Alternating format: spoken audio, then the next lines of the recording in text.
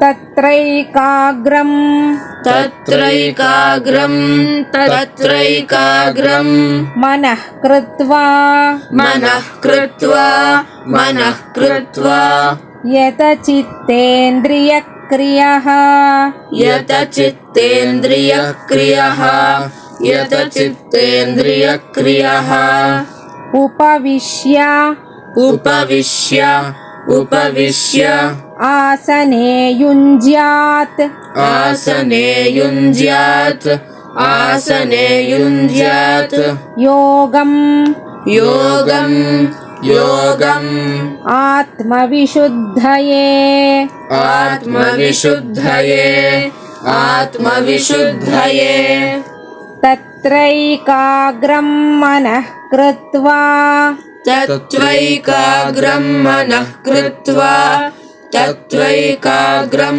ಮನಃ ಕೃತ್ವಾ ಯತ ಚಿತ್ತೇಂದ್ರಿಯ ಕ್ರಿಯಃ ಯತ ಚಿತ್ತೇಂದ್ರಿಯ ಕ್ರಿಯಃ ಯತ ಚಿತ್ತೇಂದ್ರಿಯ ಕ್ರಿಯಃ ಉಪವಿಶ್ಯಾಸನೆ ಯುಂಜ್ಯಾತ್ ಉಪವಿಶ್ಯಾಸನೆ ಯುಂಜ್ಯಾತ್ ಉಪವಿಶ್ಯಾಸನೆ ಯುಂಜ್ಯಾತ್ ಯೋಗಮಾತ್ಮವಿಶುದ್ಧಯೇ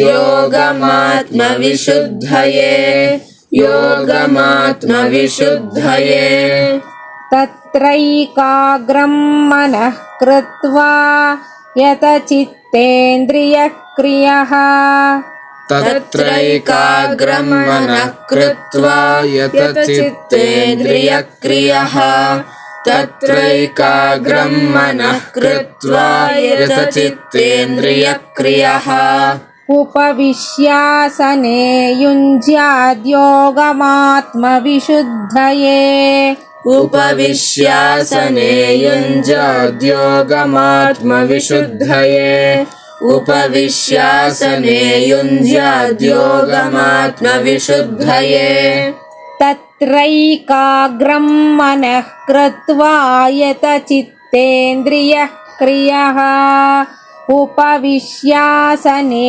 ಯುಂಜ್ಯಾದ್ಯೋಗಮಾತ್ಮವಿಶುದ್ಧಯೇ ತತ್ರೈಕಾಗ್ರಂ ಮನಃ ಕೃತ್ವಾ ಯತ ಚಿತ್ತೇಂದ್ರಿಯ ಕ್ರಿಯಃ ಉಪವಿಶ್ಯಾಸನೆ ಯುಂಜ್ಯಾದ್ಯೋಗಮಾತ್ಮವಿಶುದ್ಧಯೇ ತತ್ರೈಕಾಗ್ರಂ ಮನಃ ಕೃತ್ವಾ ಯತ ಚಿತ್ತೇಂದ್ರಿಯ ಕ್ರಿಯಃ ಉಪವಿಶ್ಯಾಸನೆ ಯುಂಜ್ಯಾದ್ಯೋಗಮಾತ್ಮವಿಶುದ್ಧಯೇ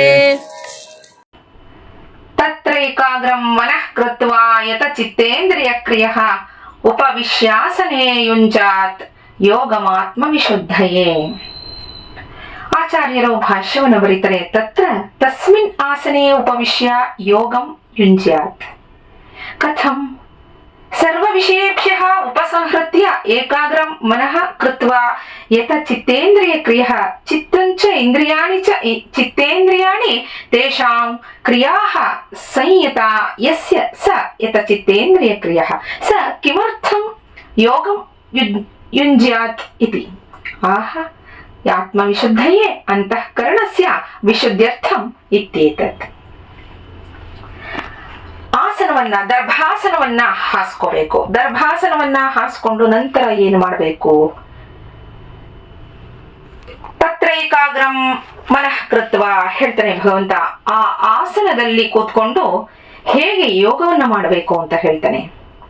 ಏಕಾಗ್ರತೆ ಅನ್ನೋದು ಒಂದು ಚಿತ್ತದ ಭೂಮಿಕೆ. ಬೇರೆಲ್ಲಾ ವಿಷಯಗಳಿಂದಲೂ ಹಿಂಜಕ್ಕಿ ಮನಸ್ಸನ್ನ ಏಕಾಗ್ರ ಮಾಡಿಕೊಂಡು ಏತ ಚಿತ್ತೇಂದ್ರಿಯನಾಗಿ ಇಂದ್ರಿಯಗಳ ಕ್ರಿಯೆಗಳನ್ನ ಬಿಗಿ ಹಿಡಿಯಲ್ಪಟ್ಟವನಾಗಿ ಇರಬೇಕು ಯೋಗಿಯಾದವನು. ಇಂದ್ರಿಯಗಳು ಬೇರೆ ಕಡೆ ಹರಿದಾಡೋ ಹಾಗೆ, ಬೇರೆ ಆಲೋಚನೆಗಳನ್ನ ಮಾಡದಲೇ ಇರೋ ಹಾಗೆ ಅದನ್ನ ಹಿಡಿತದಲ್ಲಿ ಇಟ್ಕೋಬೇಕು. ಕರ್ಮ ಅಂದ್ರೆ ಕೆಲಸಗಳು ಚಿತ್ತಕ್ಕೆ ನೈರ್ಮಲ್ಯವನ್ನ ಕೊಡುತ್ತವೆ, ಯೋಗ ಸ್ಥೈರ್ಯವನ್ನ ಕೊಡುತ್ತೆ. ಅದರಿಂದಲೇ ಸತ್ಕರ್ಮಗಳನ್ನ ಮಾಡಬೇಕು ಅಂತ ಹೇಳೋದು. ಇದು ಒಂದಕ್ಕೊಂದು ಪೂರಕವಾಗಿ ಹೋಗ್ತಾ ಇರತ್ತೆ. ಒಳ್ಳೆ ಕೆಲಸಗಳನ್ನ ಮಾಡಬೇಕು ಅಂದ್ರೆ ಮನಸ್ಸು ಚೆನ್ನಾಗಿರ್ಬೇಕು. ಮನಸ್ಸು ಚೆನ್ನಾಗಿರ್ಬೇಕು ಅಂದ್ರೆ ಆ ಮನಸ್ಸನ್ನ ಹಿಡಿತದಲ್ಲಿ ಇಟ್ಕೋಬೇಕು. ಆ ಅದಕ್ಕೆ ಆ ಕರ್ಮಗಳು, ಒಳ್ಳೆಯ ಕೆಲಸಗಳು ಚಿತ್ತಕ್ಕೆ, ಮನಸ್ಸಿಗೆ ನೈರ್ಮಲ್ಯವನ್ನ ಕೊಡುತ್ತವೆ.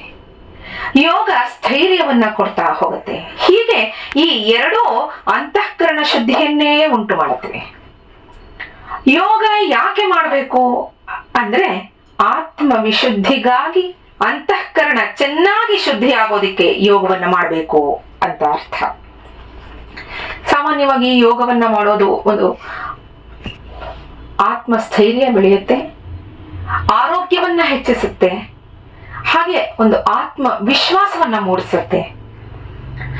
ಯಾವ ಕೆಲಸವನ್ನು ನಾನು ಮಾಡಬಲ್ಲೆ, ಯಾವುದನ್ನ ಓದಿದರೂ ನನಗೆ ಅದು ಅವಗತವಾಗ್ತಾ ಹೋಗುತ್ತೆ, ನನಗೆ ಅರ್ಥ ಆಗುತ್ತೆ ಬೇಗ, ಆ ಓದೋದ್ರಲ್ಲಿ ಏಕಾಗ್ರತೆ ಬರುತ್ತೆ.